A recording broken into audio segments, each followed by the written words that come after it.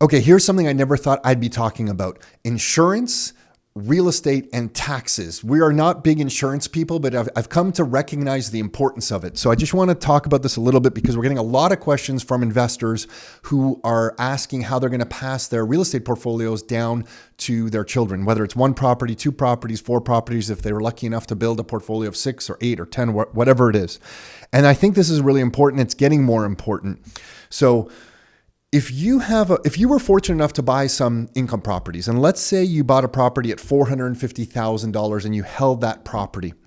If we use 4% depreciation on a $450,000 property that you bought, and let's say we use 4% over 40 years, which sounds really long. And I think most investors, when they're starting their, you don't even want to talk about 40 years, because when Nick and I started in our 20s, we were so focused on building cash flow and, trying to build an asset base. Thinking about insurance or 40 years down the road it didn't make any sense. But now that I am in my late 40s, it's starting to get more and more important. And we are seeing this frequently now with Canadian real estate investors that we work with and others that we're meeting. So I think it needs to be discussed. So if you buy a property for $450,000 and you're fortunate enough to hold that property for 40 years, so whether you bought it when you were in your 20s and now you're in your 60s, or when you bought it when you were 40 and you're in your 80s, if you hold that property for 40 years at 4% depreciation, that $450,000 property works out to a price of $2.1 million in Canadian dollars, right? So $2.1 million. And now let's say you were lucky enough to not have one property, but you managed to build up a portfolio of 4 properties. Well, now, 40 years later, you have a portfolio that's worth $8.4 million. And if you're going to pass that portfolio on to your estate or to your children, they're dealing with an asset base of $8.4 million that someone's going to have to pay tax on. Because when you pass it to the next generation, either you're going to pay tax on it that moment when you kind of pass ownership over, you're going to kind of trigger some taxes because you're going to change title at that moment. Or when you pass away, your estate is going to be left with this. And for the ownership to transfer over to your children, they're going to be paying tax at that moment.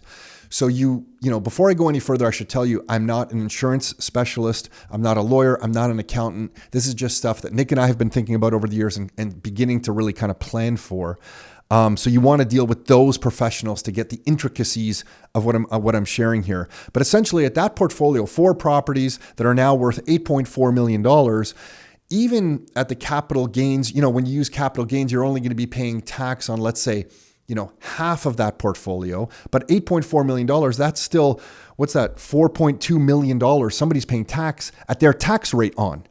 So if they're at a tax rate, if it's $4.2 million and they're paying, whatever their tax rate is, if they're inheriting it, or if you are selling them before you pass away, we're talking about possibly a couple $1 million in taxes that you're going to have to pay to pass this on to the next generation.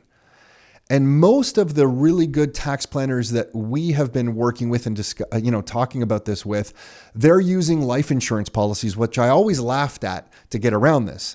And the way they're doing it is there's multiple ways to do it, but you buy a whole life insurance policy that you start contributing to. So when you pass away, or if it's you and your spouse who own the properties, it can be when it's the last person of the couple to pass away. This life insurance policy is kind of triggered, and the life insurance policy value is worked out to be equivalent to roughly what you estimate the taxes are going to be when you pass away and you're passing these properties off to your children or to the estate.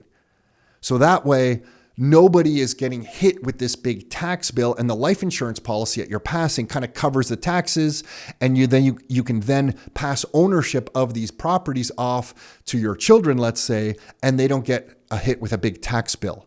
Because the opposite of this is you're passing these properties off to your children, and they don't have the money to pay for the taxes on this portfolio, and they have to sell the properties, either all of them, we've seen this before, or some of them, to be able to pay the taxes on the asset base that they're inheriting. So you kind of work hard your whole life to build this asset base up for your family. And then at your passing, you have to pay these taxes. And if you're not prepared, the children that you're passing the properties to don't have the money to pay the taxes, and they just sell stuff. And they sell a part of the portfolio, a big part of it, all of it, to pay for the taxes. So I think it's important to start looking into this, and you want to talk to insurance professionals, your accountant. Our best place or point of start for this conversation has been our accountant to look at this stuff and kind of map it forward a little bit. And then we got introductions to life insurance professionals that are accountant trusted. And that's what we've done. Here at Rockstar, we are now having someone who's an expert in this teach a class to Rockstar members. So we're doing that.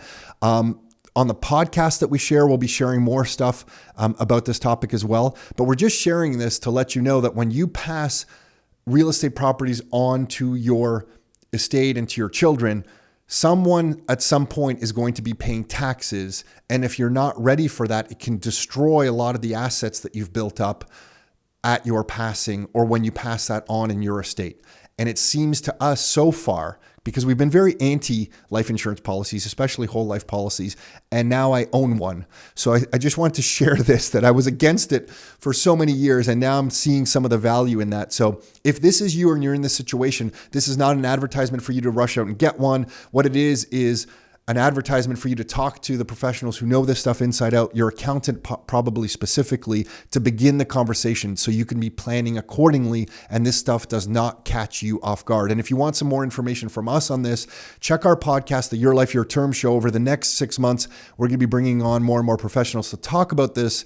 And if you're a Rockstar member here, we are now teaching a class with one of those professionals. It was just last night was one of the classes here.